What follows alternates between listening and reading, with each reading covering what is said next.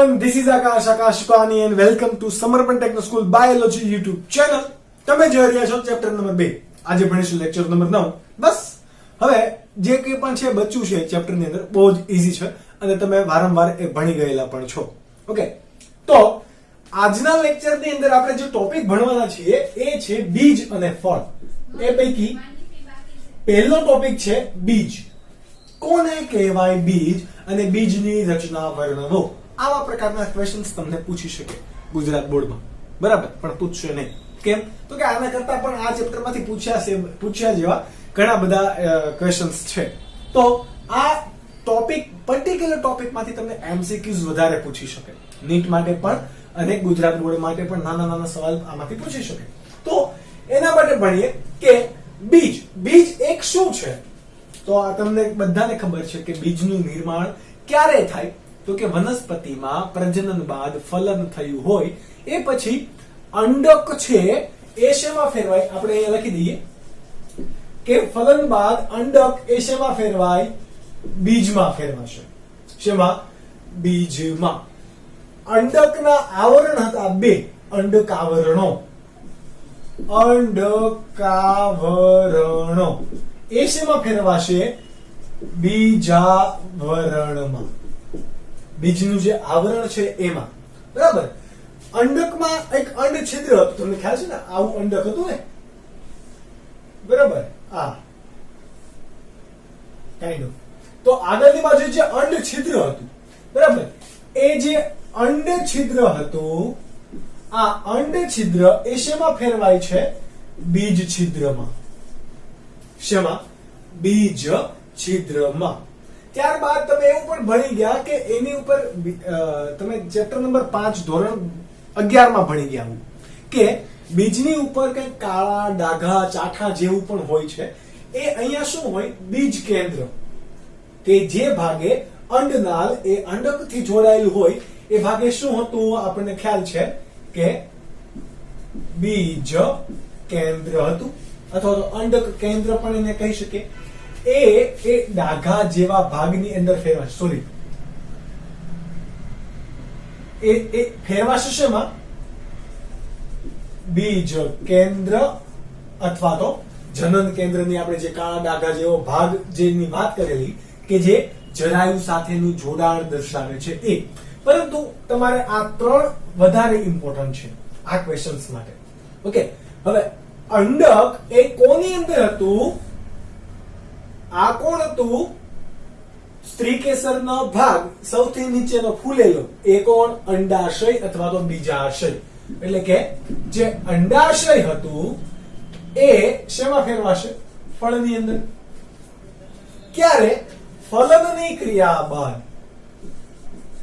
ફલન બાદ અંડક એ બીજમાં, અંડક આવરણો એ બીજાવરણની અંદર, અંડક છિદ્ર એ બીજ છિદ્રની અંદર અને અંડાશય એ ફળમાં રૂપાંતરિત પામે. તો આપણે અહીંયા એવું કહી શકીએ કે બીજ એ પરિપક્વ અંડક છે. શું છે? બીજ એ પરિપક્વ અંડક છે. હવે આપણે બીજની રચનાની વાત કરીએ તો આપણે દ્વિદળી અને એકદળી બંનેના બીજની સાથે સાથે ભણી લઈએ. તમે ઓલરેડી ચેપ્ટર નંબર 5 ધોરણ 11 માં ભણી ગયા છો. છતાં પણ આપણે દ્વિદળી બીજની અંદર ત્યારે કોનું ઉદાહરણ લીધેલું? ચણાનું. કોનું? ચણાનું. આજે પણ કોનું લઈએ? ચણાનું. એકદળી બીજની અંદર તમે કોનું ઉદાહરણ લીધેલું? મકાઈના દાણાનું. કોનું? મકાઈના દાણાનું. ચલો, દ્વિદળીનું બીજ છે. દ્વિદળીના બીજની અંદર સૌથી બહાર આવેલા શું હોય? અંડક આવરણો. કેટલા હશે? 2. એવી રીતે અહીંયા પણ હશે અંડક આવરણ. પણ એકદળી બીજની અંદર એક વસ્તુ યાદ રાખજો, બરાબર, કે દ્વિદળી અને એકદળી બીજ શું ધરાવે? 2 બીજાવરણો ધરાવે છે. કેટલા? 2. પરંતુ એકદળીની અંદર આ જે બીજાવરણ હશે, કોણ? બીજાવરણ એ ફળની દિવાલ સાથે, એટલે કે ફળ દિવાલ સાથે અથવા તો ફળાવરણ વડે જોડાયેલું હોય, અલગ પાડી શકાય નહીં.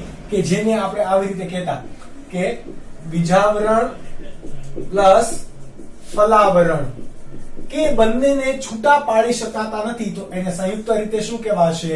અહીંયા શું આવેલું હોય? તુષ. શું આવેલું હોય? તુષ.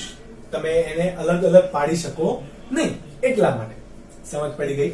ચલો, તો આ બાહ્ય આપણે રચનાની વાત કરી. હવે બાહ્ય રચનાની સાથે સાથે અંદરની રચનાની વાત કરીએ, આંતરિક રચના. તો આંતરિક રચનાની અંદર જોવા જઈએ તો દ્વિદળી બીજની અંદર આપણે ચણાની આકૃતિ દોરી, બરાબર? દ્વિદળી બીજની અંદર શું છે? વચ્ચે શું હશે? ભ્રૂણ હશે. ભ્રૂણ શું ધરાવતું હોય? બે મોટા માસલ દળદાર બીજપત્રો. આ શું છે? બંને બીજપત્રો. હવે આની આસપાસ આ એરિયો છે, બરાબર? આખાની અંદર કોણ ફેલાયેલું છે? આ તો અહીંયા અમે તમારે દોરવા માટે ખાલી નાનું દોરી દીધું. પણ આ દ્વિદળીનું બીજ છે એમાં ભ્રૂણપોષ જોવા મળતો નથી. આપણે ભણી ગયા ને કે બીજ કયા કયા પ્રકારના હોય? ભ્રૂણપોષી અથવા અહીંયા તમે બીજું કેવું કહી શકો? આલ્બ્યુમિન યુક્ત બીજ હશે. અને બીજા કેવા હોય? અભ્રૂણપોષી અથવા તો એને બીજું કહેવાય આલ્બ્યુમિન વિહીન બીજ. તો મોટા ભાગે બીજ જે છે એ તમે દ્વિદળી બીજની અંદર તમે ચણા લઈ લો, વટાણા લઈ લો, વાલ લઈ લો, પાપડી લઈ લો. ઓકે, એ વનસ્પતિના બીજની અંદર કોઈ પણ ભ્રૂણપોષ જોવા મળતો નથી. એટલા માટે એવા પ્રકારના બીજને શું કીધું આપણે? આ ભ્રૂણપોષ જોવા મળતો નથી એટલા માટે એને શું કીધું? અભ્રૂણપોષી અથવા તો આલ્બ્યુમિન વિહીન બીજ. શું કીધું? અભ્રૂણપોષી અથવા તો આલ્બ્યુમિન વિહીન. જ્યારે એકદળીય વનસ્પતિ હોય જેમ કે ઘઉં, ચોખા, ડાંગર, મકાઈ, નાળિયેર, આ બધાની અંદર ભ્રૂણપોષ એ વપરાયા વિનાનો રહી જાય છે. ઓકે, રહી જતો હોવાથી આપણે એને શું કહી શકાય? ભ્રૂણપોષી બીજ. એવા ભ્રૂણપોષ જોવા મળે છે. તમે એકદળી બીજની આંતરિક રચના ભણી ગયા હતા તો હું એ તમને અહીંયા ફરીથી થોડુંક એવું ડ્રો કરીને સમજાવવાની કોશિશ કરું, તમે સમજજો. ઉપરના ભાગે કોણ આવેલો હશે? ભ્રૂણપોષ પ્રદેશ. એની ફરતે શું આવેલું હોય? સમિયાતા સ્તર.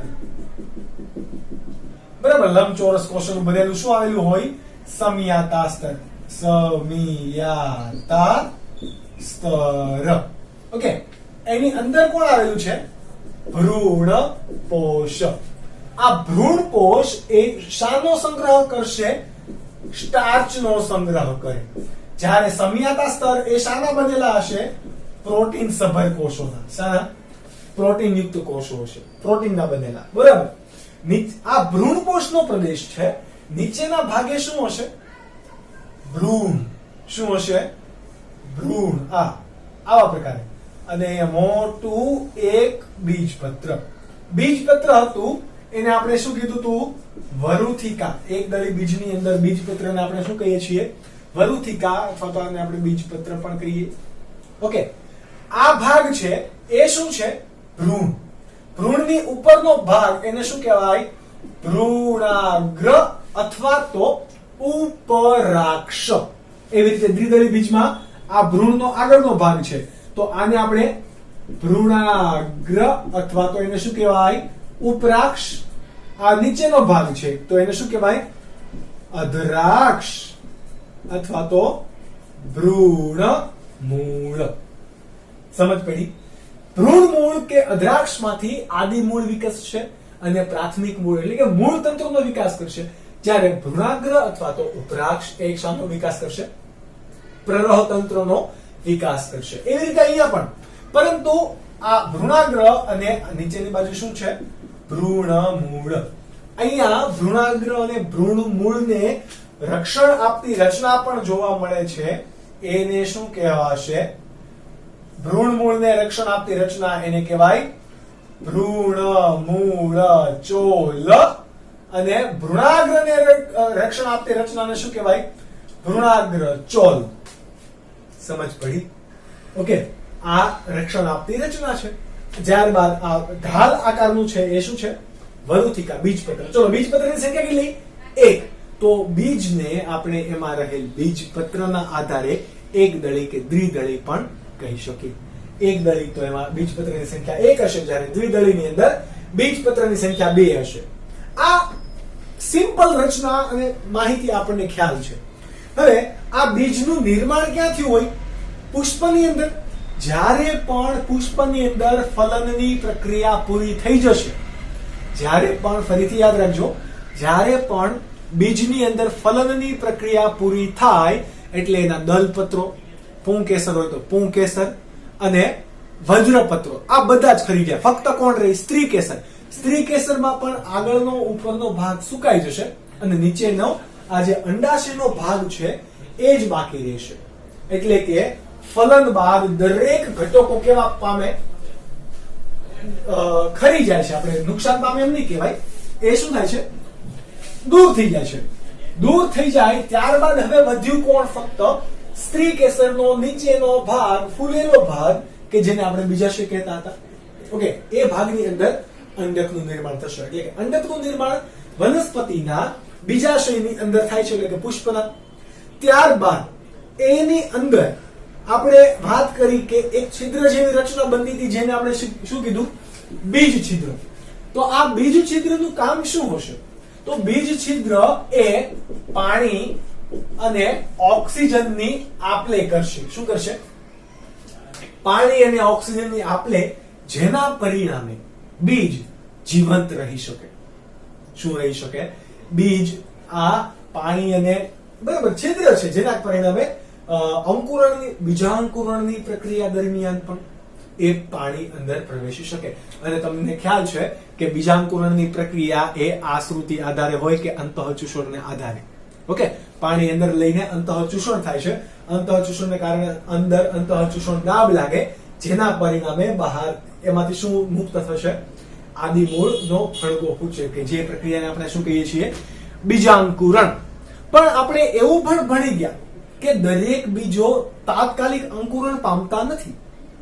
એ શું કરે? બીજની અંદર રહેલું પાણી, એટલે કે બીજ એ પાણી ગુમાવી કઈ અવસ્થા પ્રાપ્ત કરે? સુષુપ્ત અવસ્થા પણ પ્રાપ્ત કરે, કે જેને આપણે શું કહેતા હતા? બીજ સુષુપ્તતા. કેવું? બીજ સુષુપ્તતા. તો આ સુષુપ્ત બીજની અંદર પાણીનું પ્રમાણ કેટલું હશે? 10 થી 15% જ પાણીનું પ્રમાણ હશે. કેમ 10 થી 15% પાણી? તો વધારાનું પાણી એ ગુમાવી દે છે. જેમ આ પાણી ગુમાવી દેશે એમ બીજની અંદર સુષુપ્ત બીજ અથવા તો જે નિષ્ક્રિય બીજ પણ એને કહી શકીએ. તો આ સુષુપ્ત બીજની અંદર ભ્રૂણમાં ચયાપચયિક પ્રક્રિયા કેવી થઈ ગઈ હોય? પ્રક્રિયાનો દર ધીમો થઈ ગયો હોય. કેવો? ધીમો. એટલે કે કોઈ અહીંયાથી પ્રક્રિયા થતી હશે નહીં. એટલા માટે અહીંયા ટેમ્પરરી, ક્ષણિક, થોડા મહિના, ઘણા બીજ થોડા મહિના માટે સુષુપ્ત અવસ્થા ગાળે, ઘણા બીજ હજારો વર્ષો માટે સુષુપ્તતા અવસ્થા ગાળે. તો એ બધી વનસ્પતિ માટે કેવું હોય? અલગ અલગ હોય. કયા બીજની કેવી ક્ષમતા? આપણે જે ઘઉં, ચોખા, મકાઈ ખાઈએ છીએ, ઓકે, તો સોરી, મકાઈ આપણે ડોડામાં ખાઈએ એ નહીં, સૂકી મકાઈ આવે, પોપકોર્ન માટેની મકાઈ કે મકાઈની રોટલા કરવા માટે જે મકાઈ હોય, એ બધા બીજ કઈ અવસ્થામાં છે? તો આપણને ખ્યાલ છે એ સુષુપ્ત અવસ્થામાં છે. જો એને તમે માટીમાં રાખો, પાણી આપો, તો હવે એની અંદર પાણી પ્રવેશશે, પરિણામે એની સુષુપ્તતા દૂર થાય છે. અને સુષુપ્તતા દૂર થવાના પરિણામે એમાં અંકુરણ જોવા મળે છે. અને ઘણી વખત જો આવી રીતે પણ સુષુપ્તતા દૂર ન થતી હોય તો આપણે ધોરણ 11 ચેપ્ટર નંબર 15 ની અંદર બીજાંકુરણ કરવા માટે અથવા તો બીજની સુષુપ્તતા દૂર કરવા માટેની વિવિધ ભૌતિક તથા રાસાયણિક પદ્ધતિ પણ ભણી ગયા. તો એ તમારે પણ ભણવાની, એ તમારે વિડિયો લેક્ચર અત્યારે અવેલેબલ છે, તો તમે જોઈ શકો કે કઈ રીતે બીજની સુષુપ્તતાને દૂર કરી શકાય. ઓકે, વાત કરીએ છીએ આપણે બીજની સુષુપ્તતાની. તો બીજની સુષુપ્તતા એ એક અગત્યની બાબત છે દરેક બીજ માટે. એનો લાક્ષણિક ગુણધર્મ છે. બરાબર? એવું નથી કે એમાં નુકસાની થાય છે એટલા માટે. બરાબર? તો આપણે અહીંયા બીજની અગત્યતા લખવી હોય, બીજની અગત્યતા. તો સુષુપ્ત અવસ્થા પ્રાપ્ત કરવી એ બીજનો કેવો છે? ગુણધર્મ છે, એમાં કોઈ ખરાબી નથી. બરાબર. આ સુષુપ્તતા અવસ્થાનો આપણે ફાયદો લઈને બીજનો ખોરાક તરીકે પણ ઉપયોગ કરી શકીએ. ધાન્ય પાકોની અંદર જો કે આપણે તો કરીએ છીએ ને. ઓકે, વનસ્પતિ આપણે તો બધા પાછા શાકાહારી ખાવા વાળા. ઓકે, એટલે બીજનો આપણે ખોરાક તરીકે પણ ઉપયોગ કરી શકીએ. અને આ સુષુપ્ત થયેલું બીજ હોય તો એને 1 વર્ષ 2 વર્ષ જ્યાં સુધી તમે એને પાણી ના આપો ત્યાં સુધી એને આપણે સંગ્રહ કરી શકાય. ઓકે, આની સિવાય કેટલીક વનસ્પતિની જાતિની અંદર થોડા મહિના માટે આ બીજ પોતાની જીવનશૈલી ગુમાવી દી અને ઘણી જાતિની અંદર બીજ લાંબા વર્ષ માટે જીવંત રહે. બરાબર. સુષુપ્ત પરંતુ જીવંત રહે. ઘણી વનસ્પતિની જાતિ એવી હશે કે જેમાં થોડા સમયની અંદર બીજ સુષુપ્ત રહે અને જો એનું અંકુરણ ના થાય તો પછી એ સડી જાય અથવા તો બીજ નાશ પામે. પછી તમે એને અંકુરણ કરો તો એ ઉગે નહીં. પરંતુ ઘણી બધી વનસ્પતિની જાતિ એવી પણ છે કે જે વનસ્પતિના બીજ સુષુપ્ત ભલે રહ્યા પરંતુ રહે કેવા? જીવંત. આના આપણને પુરાતત્વીય એટલે કે ખોદકામ કરતા કે અશ્મિ વિદ્યાની સંશોધન કરતા આપણને ઘણા બધાના વાસ્તવિક પુરાવા પણ મળ્યા છે. તાજેતરની અંદર શોધાયેલું ખજૂરી,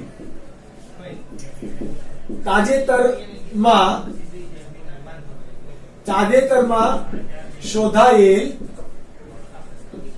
ખજૂરીના બીજ કેટલા વર્ષ જૂના છે? 2000 વર્ષ જૂના છે. આ 2000 વર્ષ જૂના તો છે પરંતુ હજુ એને જો વાવીએ તો એમાંથી ફરીથી વનસ્પતિ ઉગે છે. જુઓ કેટલા વર્ષ પહેલાનું એ બીજ, કેટલા વર્ષ પહેલા બીજ બની ગયું હશે? 2000 વર્ષ પહેલા. હજી એ અંકુરણ પામ્યું નથી પરંતુ એને અંકુરણ કરી શકાય તો કે યસ. આ આપણને આવી ખજૂરીના બીજ ક્યાંથી મળી ગયા? તો કે ડેથ સી, બરાબર, એનો કિંગ હેરોડનો કિલ્લો છે. ક્યાંથી મળ્યા? તો એ યાદ રાખજો કે પુરાતત્વીય ખોદકામ દરમિયાન મૃત દરિયાના કિંગ હેરોડ ના કિલ્લામાંથી આવી 2000 વર્ષ જૂની વનસ્પતિઓ આપણને જોવા મળી. એ આપણને વાસ્તવિક પુરાવા છે એટલે આપણે કહી શકીએ કે યસ 2000 વર્ષ સુધી પણ વનસ્પતિના બીજ જીવંત રહી શકે. પરંતુ આનાથી મોટું આર્કટિક ટુન્ડ્રામાંથી એક બીજ મળી આવ્યું, લ્યુપિનનું. બરાબર. કોણ? અહીંયા તમે લખી શકો કે આર્કટિક મહાસાગર ની પાસે ટુન્ડ્રા પ્રદેશ છે. આર્કટિક ટુન્ડ્રા શંકુદ્રમ. બરાબર. ટુન્ડ્રા એટલે શંકુદ્રમ. આર્કટિક વિસ્તારની અંદર શંકુદ્રમના જંગલો છે. ટુન્ડ્રા ત્યાંથી પ્રદેશમાંથી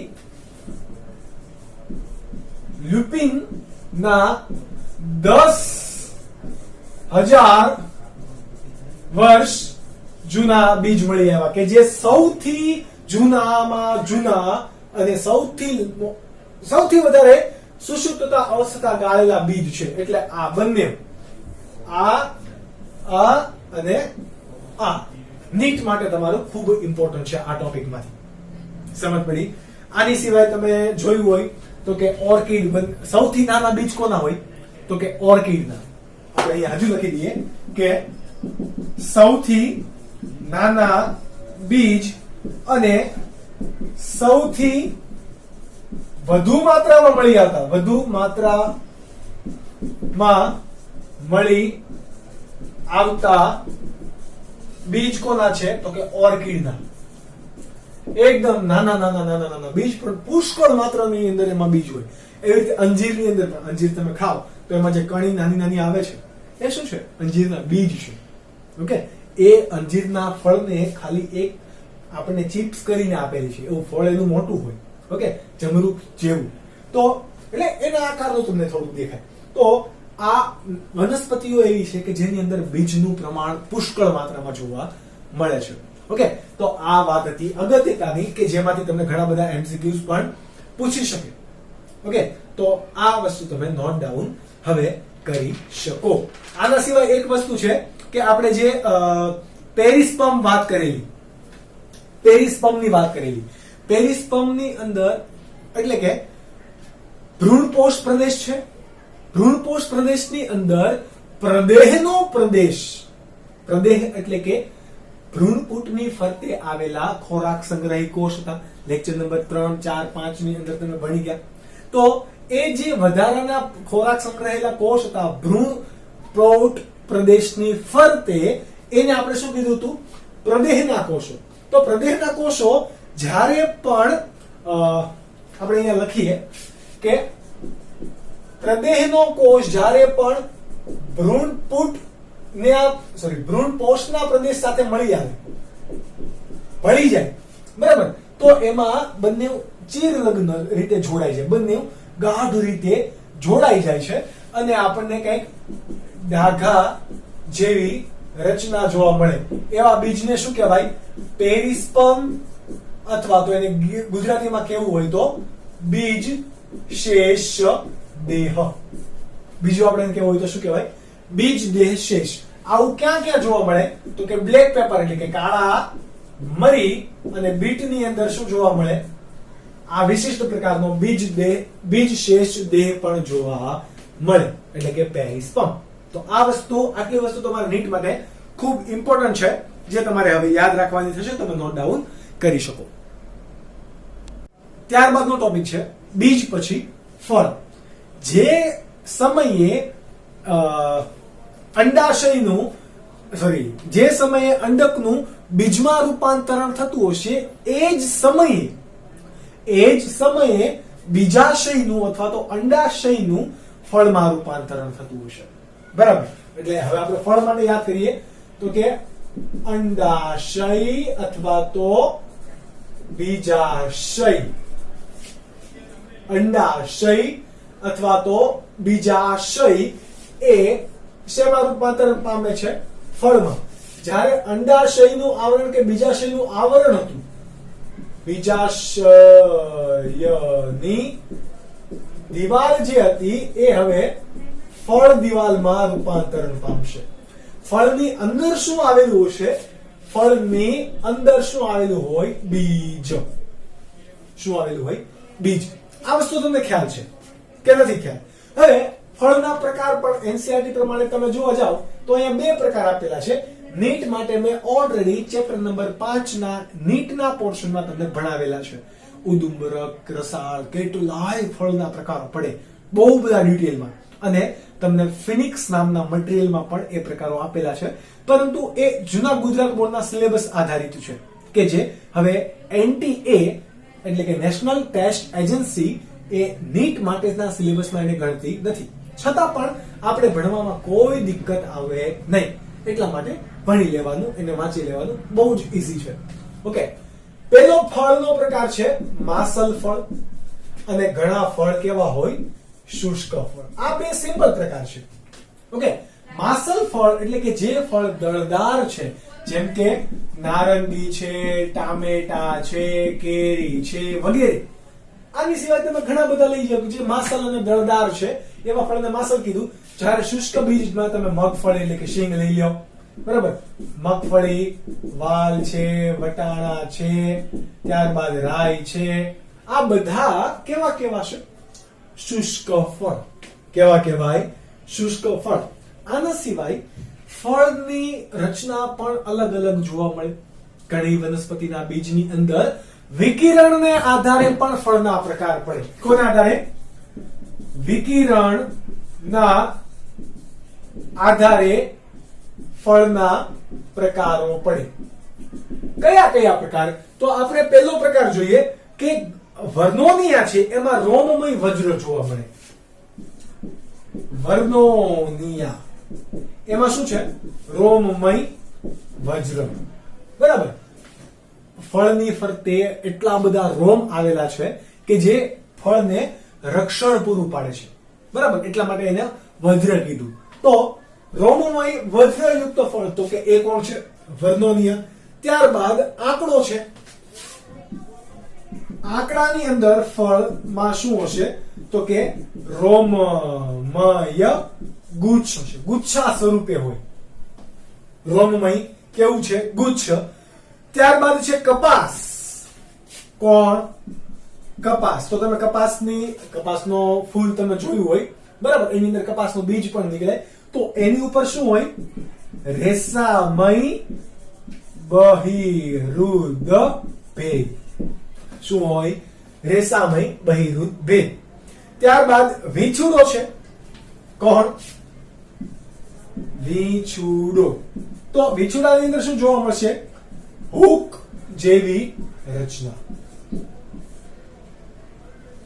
આવી હૂક જેવી રચના જોવા મળે. ત્યારબાદ આપણા પાસે છે ગાડરિયું. કોણ છે? ગાડરિયું. તો એમાં રોમ, બરાબર, તમે ગાડરિયુંને ચોપાટીમાં જોયું હશે ક્યાંક. ઓકે, તો રોમમય હોય, પણ કેવા રોમ? કઠણ રોમમય આખું બીજ છે. આપણે આમાં મારીને ચોંટી જાય, ખબર? શર્ટમાં, ટી શર્ટની અંદર આવું હોય. આમાં ફરતી આખી આવી સપાટી હોય, આવી સપાટી હોય. તો ખબર નહીં મેં શા માટે દોર્યું, પણ તમને આઈડિયા આવી ગયો હશે. ઓકે, તો ગાડરિયાની અંદર શું જોવા મળે? કઠણ રોમમય ફળ છે એ. ત્યારબાદ છે બંદૂકડી. નામ પણ જુઓ કેવા છે? બંદૂકડી. તો એમાં શું જોવા મળે? યાંત્રિક વિકિરણ જોવા મળે, બરાબર. કોઈ પણ યાંત્રિકીકરણ અથવા તો મિકેનિઝમ દ્વારા એ ફળનું વિકિરણ થતું હોય, એટલા માટે એને શું કીધું છે? બંદૂકડી. યાંત્રિક વિકિરણ કોની અંદર જોવા મળે? બંદૂકડીની અંદર. ત્યારબાદ આ બધા જ તમે જુઓ, બીજાશયની અંડાશય કે બીજાશયમાંથી ફળનું નિર્માણ થયું છે. તો જે પણ ફળનું નિર્માણ બીજાશયમાંથી, માત્ર બીજાશયમાંથી ફલન બાદ જો થતું હોય, તો એવા ફળને શું કહેવાય? સત્ય ફળ. કેવા? સત્ય ફળ. એટલે કે ફલન બાદ માત્ર બીજાશયમાંથી જ ફળ ઉત્પન્ન થતું હોય, તો એને શું કહેવાય? સત્ય ફળ. બીજો પ્રકાર છે અસત્ય ફળ, અથવા તો એને આપણે કહીશું કૂટ ફળ. કોને કહેવાશે કૂટ ફળ? સામાન્ય રીતે હમણાં આપણે વાત કરી કે ફલન બાદ જ્યારે પણ ફળનો વિકાસ થતો એ દરમિયાન પુષ્પના અન્ય ઘટકો ખરી પડે. પરંતુ અમુક વનસ્પતિની અંદર બીજાશય એ ફળના નિર્માણમાં ભાગ નહીં ભજવે. મુખ્યત્વે પુષ્પના અન્ય ઘટકો ભાગ ભજવશે. જેમ કે સફરજન છે, સફરજન, નાશપતિ, આપણે જેને પેરું એવું કહીએ, બરાબર. તો આ બધાની અંદર પુષ્પાસન, બરાબર. અહીંયા જુઓ, આ પુષ્પાસન હશે, બરાબર. આ એનું સમથિંગ કઈક પુષ્પ છે. ફલનની પ્રક્રિયા થઈ ગઈ, આ પુષ્પ થઈ ગયું દૂર. પરંતુ અહીંયા શું હતું? એનું અંડક એ શેમાં રૂપાંતર પામ્યું? બીજની અંદર. અહીંયા બધા બીજ બનશે, પરંતુ આ ફળની અંદર રૂપાંતરણ નથી પામતું. ફળની અંદર કોણ રૂપાંતરણ પામે છે? આ ભાઈ જે પુષ્પાસન હતું એ માસલ અને દળદાર બનીને પછી અહીંયાથી આમ ખરી જાય અને આપણને આવી રીતે અહીંયાથી દેખાય. તો આ કોણ? આપણું સફરજન. કોણ? સફરજન. તો એ કૂટફળ છે. કેવું છે? કૂટફળ. ત્યારબાદ એવી રીતે બીજું કોણ? સ્ટ્રોબેરી. સ્ટ્રોબેરીની અંદર પણ આવી રીતે, પરંતુ એમાં ઘણા બધા અંડકો હશે. એમાં પણ પુષ્પાસન શું કરે? ફળમાં રૂપાંતરણ પામે છે. હજી એક છે કાજુ, બરાબર. કેશ્યુઝ, ઇંગ્લિશમાં કાજુને કહેવાય કેશ્યુઝ. ઓકે, તો આ કાજુની અંદર શું થાય છે? તો કાજુની અંદર આવી રીતે પુષ્પ હોય, એની આગળ શું હશે? આ પુષ્પદંડ છે, આ ભાગ, બરાબર. અહીંયા શું થયું? ફલન થઈને આગળ અંડકનું બીજમાં રૂપાંતરણ થયું છે અને આ અન્ય પુત્ર ખરી જતા આ જે આ ભાગ છે પુષ્પદંડ, એ કેવો બની જાય છે? માસલ અને દળદાર. સોરી, માસલ નહીં પરંતુ એકદમ દળદાર બની જાય છે, ફળમાં રૂપાંતર પામે છે. તો એને આપણે શું કેવું ફળ કીધું? કૂટ ફળ. આમાં પુષ્પ દંડ એ ફળમાં ફેરવાય છે, આની અંદર પુષ્પાસન એ ફળની અંદર ફેરવાય છે. આ વસ્તુ યાદ રાખજો. આની સિવાય તમને નાશપતિ પૂછે તો એમાં પણ સફરજનની જેવી રીતે રચના થશે. એ આ બીજો પ્રકાર હતો. હજુ ત્રીજો પ્રકાર આવશે ફળનો, એને કહેવાય અફલિત ફળ. કેવું? અફલિત ફળ. જુઓ, આ બંનેની અંદર ફલનની પ્રક્રિયા થઈ છે, પછી ફળમાં રૂપાંતરણ થયું ને, પરંતુ ફલન નથી થયું અને સીધું ફળ બની ગયું. આ તો એવું થયું કે પ્રજનન વિના છોકરું થઈ ગયું. ઓકે, મનુષ્યની અંદર તમે વિચારો કેવું લાગે? પ્રજનન નથી કર્યું ને છોકરું થઈ ગયું, કેવું લાગે? તો બસ એવું. પ્રજનન વિના જો મનુષ્યની અંદર બાળક નથી થતું, પોસિબલ નથી, પરંતુ વનસ્પતિની અંદર ફલન વગર ફળનું નિર્માણ જો બીજાશયમાંથી થતું હોય તો એવા ફળને શું કહેવાય? અફલિત ફળ. બરાબર. અહીંયા તમે જુઓ, આ અફલિત ફળ હશે તો ફલન થયું નથી, તો અંડકનું બીજમાં રૂપાંતરણ થયું પણ નહીં હોય. એટલા માટે આ બધા ફળ કેવા હશે? બીજ વિહીન ફળ હશે. તમારે ઉદાહરણ લેવું હોય તો કે કેળા છે, ત્યારબાદ દ્રાક્ષ જે તમે ખાવ છો, બરાબર. કેળા અને દ્રાક્ષ બંને અફલિત ફળ છે, એમાં ફલન થતું નથી. કેળામાં તમે જોયા બીજ, દ્રાક્ષમાં જોઈ તમે બીજ ના હોય. ઓકે, તો આ બે વસ્તુ તમારે યાદ રાખવાની છે. આપણે કાળી દ્રાક્ષની વાત નથી કરતા, સુકલ કાળી દ્રાક્ષની, બરાબર. એનો કેસ જ આખો અલગ છે કે જે તમારે અત્યારે સ્ટડી માટે ઇન્ક્લુડ નથી કરવાનો. હવે આ ફળનો વિકાસમાં ફલન થયું નથી, તો ફળનો વિકાસ કઈ રીતે થશે? તો કે વૃદ્ધિ અંતઃસ્ત્રાવો દ્વારા આવા ફળનો વિકાસ કરી શકાય. કૃત્રિમ રીતે પણ આપણે આવા ફળનો વધારે માત્રામાં વિકાસ કરવો હોય તો આપણે વૃદ્ધિ અંતઃસ્ત્રાવો એડ કરીએ, જેને આપણે કહીએ છીએ પ્લાન્ટ ગ્રોથ હોર્મોન્સ. ઓકે, તો એ નો આપણે યુઝ કરી શકીએ. અને પ્લાન્ટ ગ્રોથ હોર્મોન કયા કયા છે એ તમને ઓલરેડી ખબર છે. જો ના ખબર હોય તો હજુ પણ તમે ચેપ્ટર નંબર 15 રિફર કરી શકો છો. તો આજના લેક્ચર નંબર 9 માટે આટલું જ. ફરીથી આપણે મળીશું લેક્ચર નંબર 10 ની અંદર. ત્યારે નીટ માટેના અલગ ટોપિકની વાત કરીશું. ત્યાં સુધી મહેનત કરતા રહો, વાંચતા રહો. Bye bye and take care.